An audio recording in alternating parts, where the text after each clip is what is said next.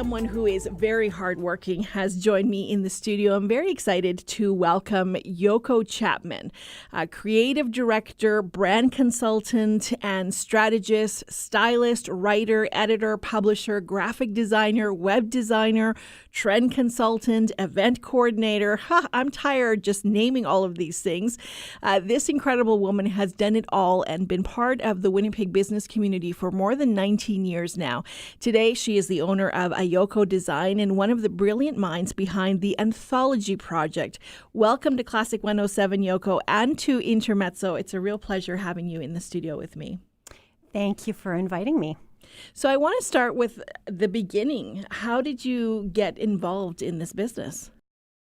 Well, ever since I've owned my own business, I've always had a creative focus. I started in 1999, and at the time, I was working full-time and decided that I needed a bit more of a creative outlet for myself. So I started doing wedding stationery design, which is pretty specific, and I did that for a few years, which ultimately sort of took more of a graphic design direction once the new software became available, because when I started out, there wasn't the computer technology and software available. So you were doing it how? By? If I were to go to university at the time to study graphic design, it would have been drafting and drawing by hand. So right. I didn't go that route. But once I started doing my own design work, I pretty much picked up on using the Adobe Creative Suite software as soon as it became available, and that was it from there. So is this how Pulp and Circumstance started? That's right, yeah. So, which is a great name, by the way. I love it. Yeah, well, that was the first half of my business. The first 10 years was focused on creating I had 2 eco-friendly wedding stationery lines that were made from 100% post-consumer waste. And I worked with many businesses in the design and event industry up to that point. So once I decided I wanted to step back from actually printing and producing physical products, I went more in a design and consulting direction. And my main clients initially were other clients, other businesses in the wedding and event industry. So how did the environmental aspect come into play with what you were doing?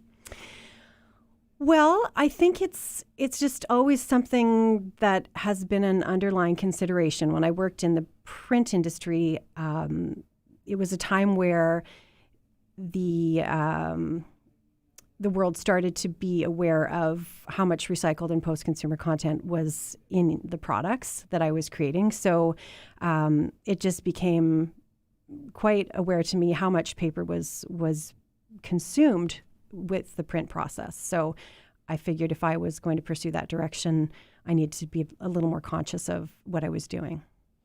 But it's one thing to be aware of it, and then quite another to realize that you want to incorporate it and make it such a big part of your business.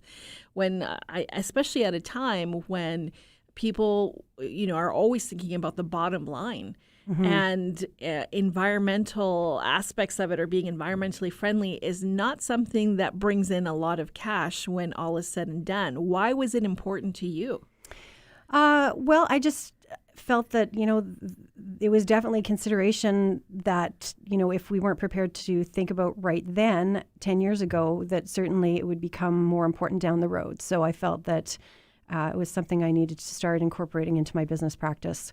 And at the time, it was difficult to start mm-hmm. because printing was much more expensive doing it that way and using certain types of paper and following certain print protocol with different environmental certifications and that sort of thing. So it's gotten easier now, and there's more availability of supplies and resources, and certainly much more things are done online. But clearly, it's something that has become more top of mind now, 10 years later, too. Well, congratulations on being one of the pioneers when it comes to that in this city. So what was the feedback like?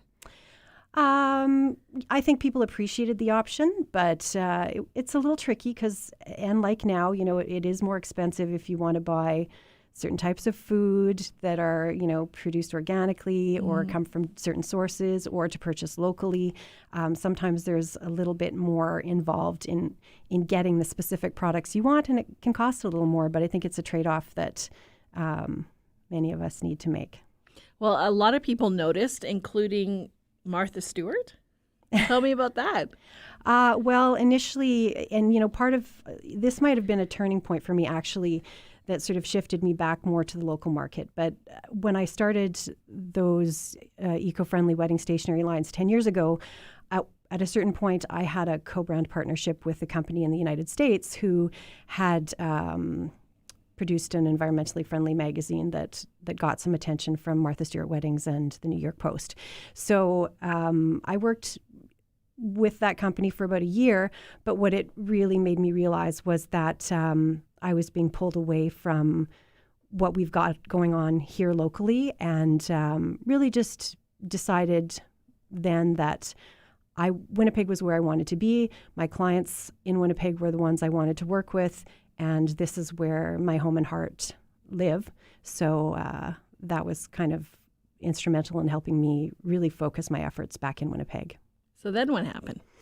Then I just started moving more in a design and consulting direction, doing more branding, which evolved into web design, social media marketing, email marketing, certainly any types of branding and packaging, store display and merchandising, trade shows displays.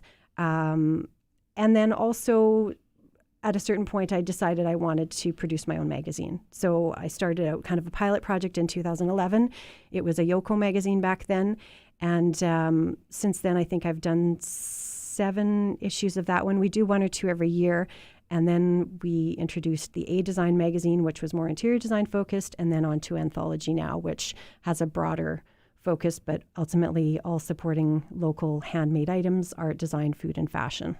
So tell me about the Anthology project. This is a gorgeous magazine, by the way. Thank you. I love it. So tell me about this project. Well, again, it's where my heart lies, and all of the publications now in this collection and going forward will always feature local designers, artists, makers, chefs, businesses.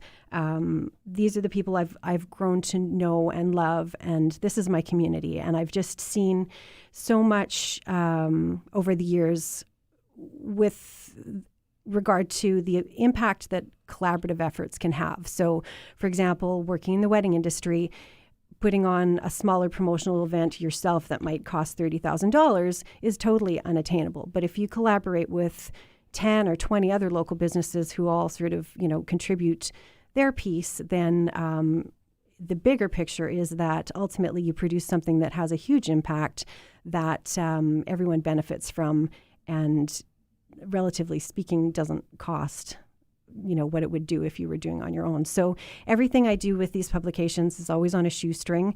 I have lots of enthusiastic and talented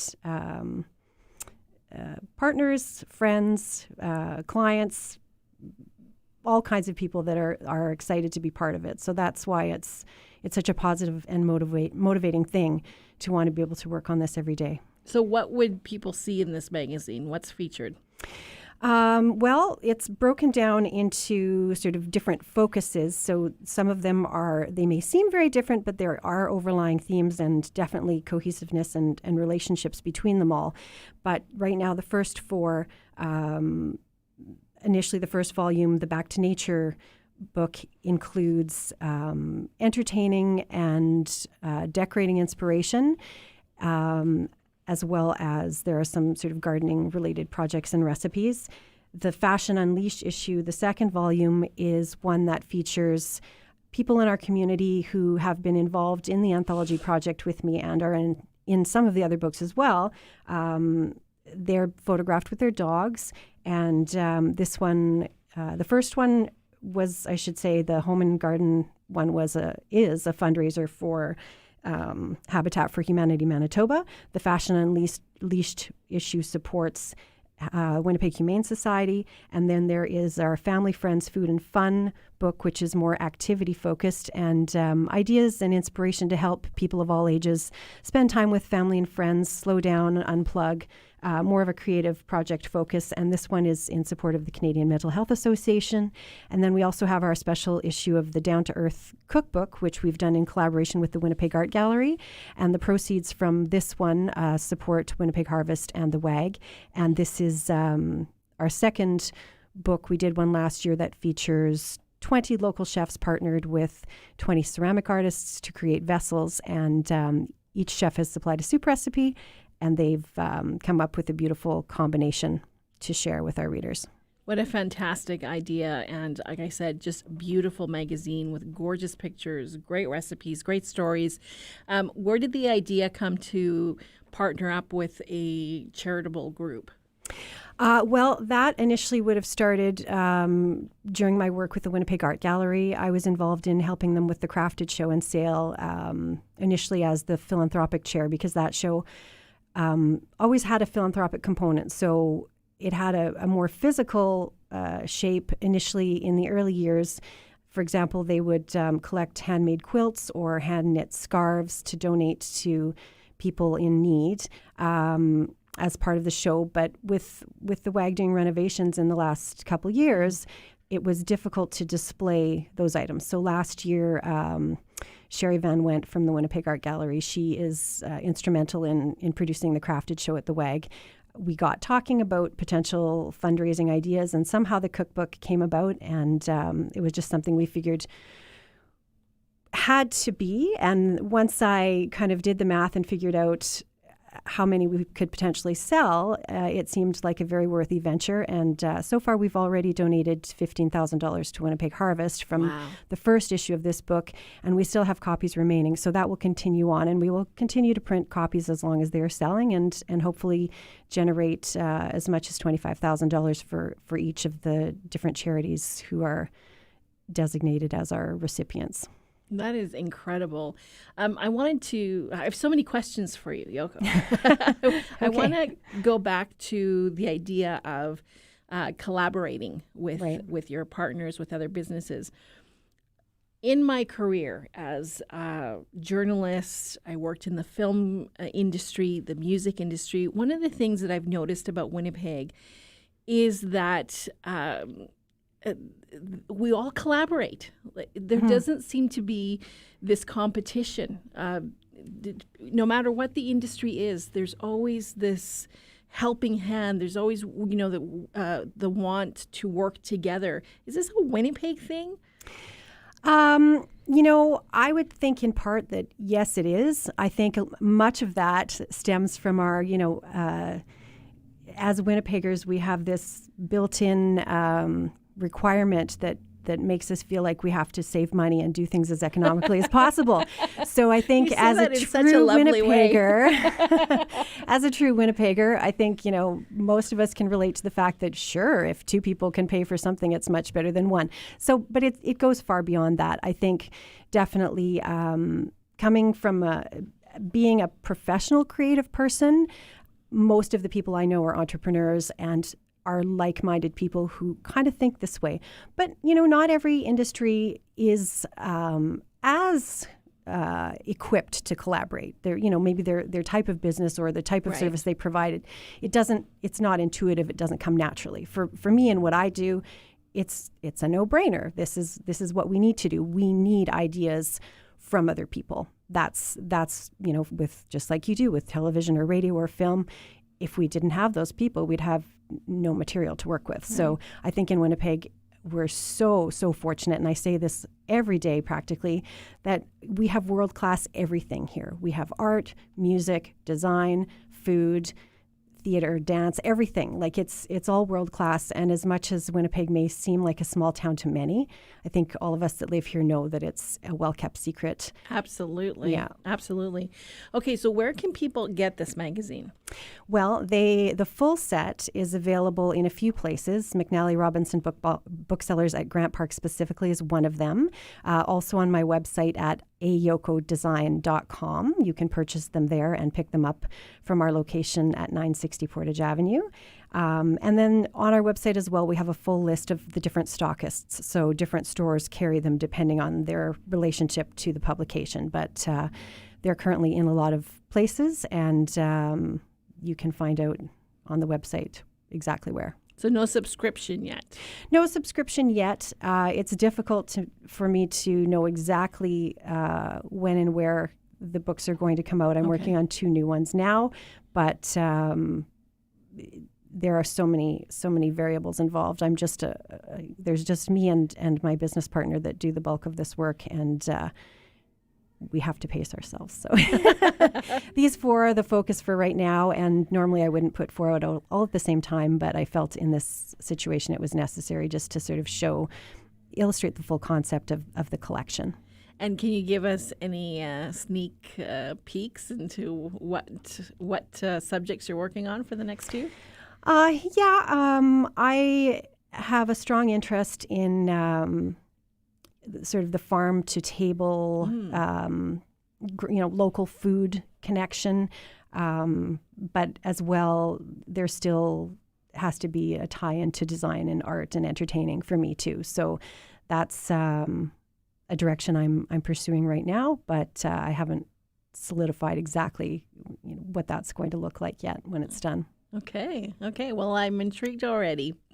I am very pleased, and you might have been hearing the ads, and I've said it earlier today, that you are the new sponsor of Intermezzo, and yes. I thank you for that, and I'm thrilled to be associated in any way with your projects and to help you spread the word about the anthology project, because I think it's a wonderful idea. It's a wonderful way to support our city and our local businesses, and it's a beautiful magazine. Thank you very much. Yoko Chapman, thank you for joining me here at Intermezzo, and I hope this is one of many chances that we'll get to sit down and talk to you about the anthology project and whatever else you're working on these days. Sounds good. Thank you.